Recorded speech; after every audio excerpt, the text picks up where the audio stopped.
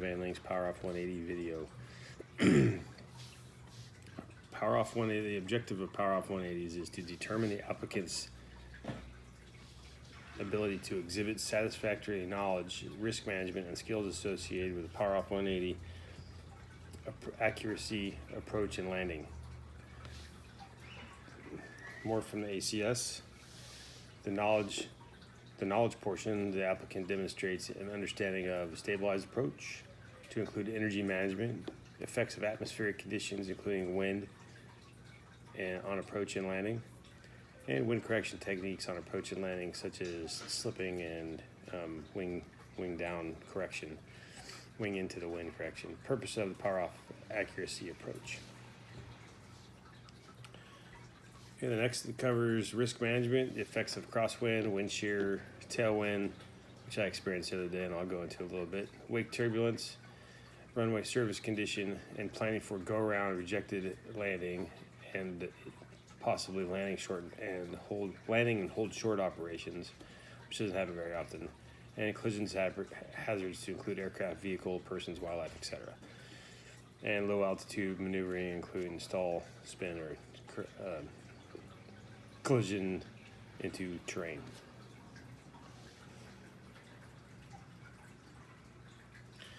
Okay, the skills need to be demonstrated or completing the appropriate checklist, making radio calls as appropriate, plan and following the flight path to the selected landing area, considering altitude, wind, and terrain obstructions. One of my instructors threw a wrench in my gearbox the other day. It was pretty good, and I'll go over that too. Select the most suitable touchdown point based on wind, landing service obstructions, and landing and aircraft limitations. Position airplane on downwind leg parallel to runway. Correctly configure the airplane, meaning flaps, landing gear, etc. As necessary, correlate crosswind with direction of forward slip and transition to side slip for landing. And touchdown on a proper pitch attitude within 200 feet of your selected point. So I got this from Bold Methods picture of a Power Off 180. It's a nice diagram. And this is one with the winds. If you have a headwind, you need to shorten your base leg, which happens all the time here in Northern California. And then what happens the other day, you need to extend your downwind and your base leg if you have a tailwind. The wind switched on me. It was variable at 5, which turned out to be a 5-knot tailwind. It was very exciting. All right, so Power Off 180 approach is executed by gliding with the power off. This stuff here this information is from the airplane flying handbook.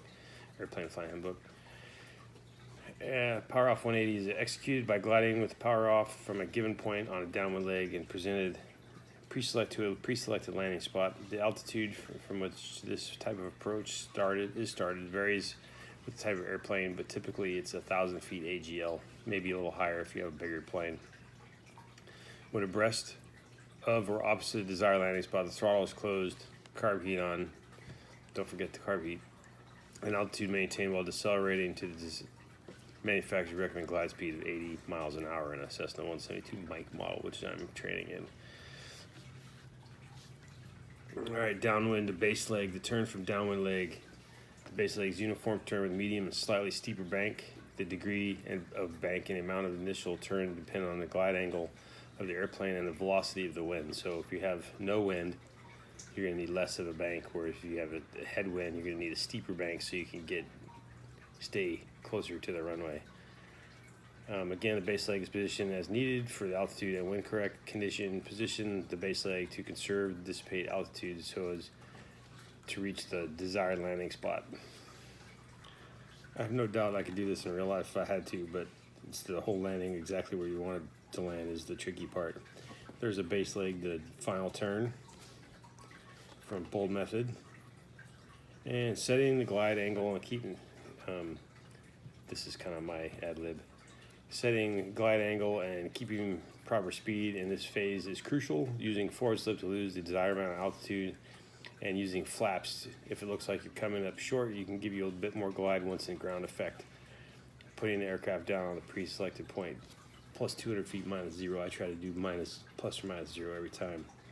Conclusion, power off 80s are fun to practice. Hitting the mark is achievable, and if the wind changes during off your power 180 or the wind is variable, it can make the power off very difficult to meet ACS standards. So the other day, the wind changed on me from 5 knots down the runway to 5-knot tailwind, and it pushed me all the way down the runway because I hadn't used any flaps and I was slipping and the aircraft would not land. It was pretty funny because my friends were on the ground there and they were laughing when I taxied up.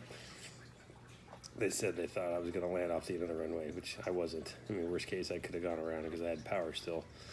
But and then the other day, my instructor gave me the landing spot of all the way down, like more than a third of the way down the runway at a taxiway. And I had never landed that far down a runway before. So it took a whole different side picture, but I got it done, put the airplane right where he said. It was pretty fun. So anyway, that's my video. Everybody have a good weekend, and I've enjoyed this course. See you.